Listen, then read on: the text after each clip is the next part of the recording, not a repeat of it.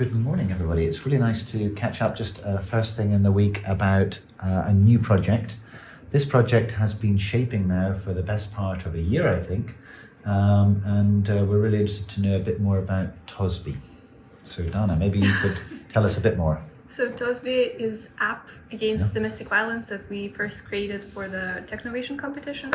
And then when we started developing it more, we realized how big potential it has. And we've decided that we should probably further develop the other functions of the app and also maybe expand in the social medias. So now we have an app that is probably almost fully ready on Android devices, and the app that is still being developed for the iOS devices. Can you tell us a little bit more? What is the app for? Is it to aid a specific cause? I would say that the main function of the app is supposed to help a person who is in situation when they're in danger. So if something is happening, they can say the code word and the app is gonna start recording, the voice recording. The code word right now is help me. As you can see, it was detected, it started the audio recording, it sent the message to the emergency contact with a personalized text that you can write during the registration and the location when the person is located. So if something happens, the emergency contact knows the location, what is happening, and they can call the police or So how has the app been received? What's the feedback you're getting so far as a group of developers?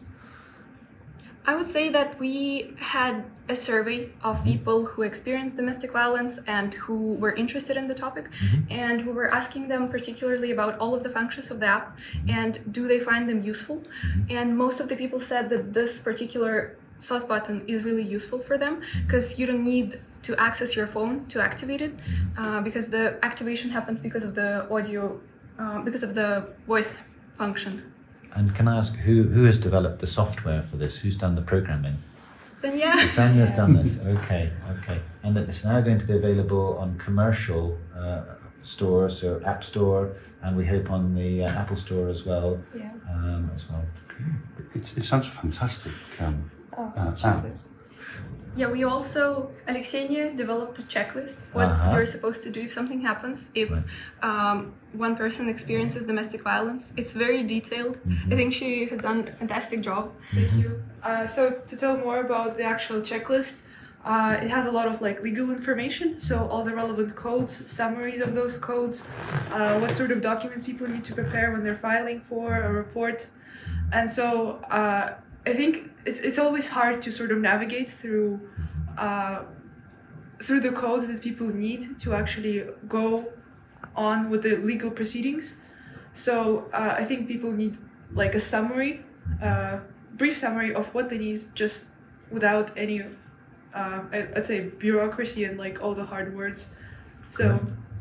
I think I'm just listening to this, and I think it's one of the hot topics of society at the moment.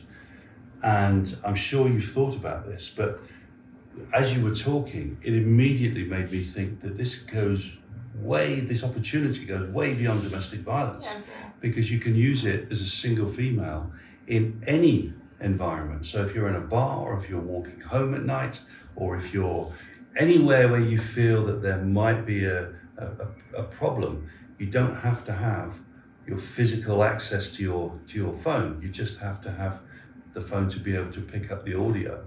And so that's because I think one of the big problems is when a situation arises, that's when people panic, when people worry, when people then are scrambling for something to help them.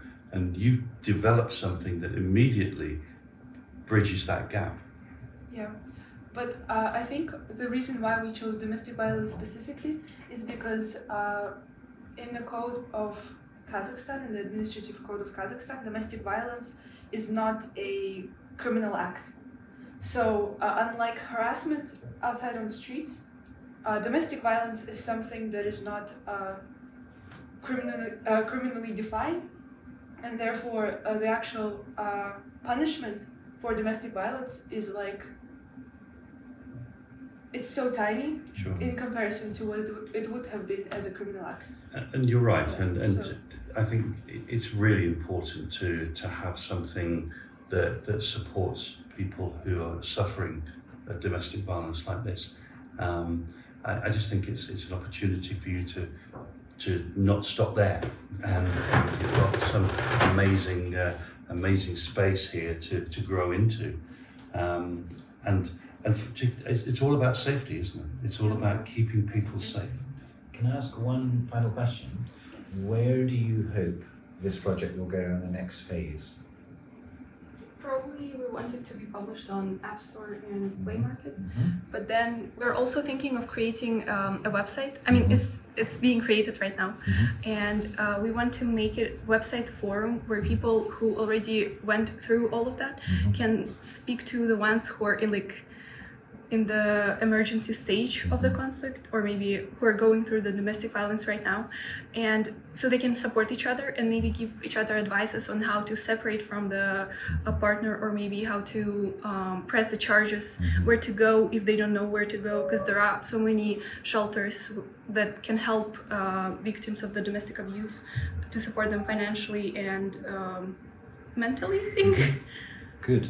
Well, can I give my commendation for what has been an outstanding project, from a very small idea to start with, and then through the stages of development and then marketing and launch.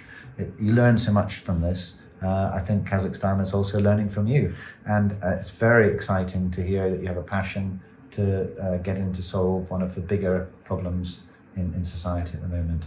So thank you for sharing your time with us today. Well done. Thank you. Thank you so much.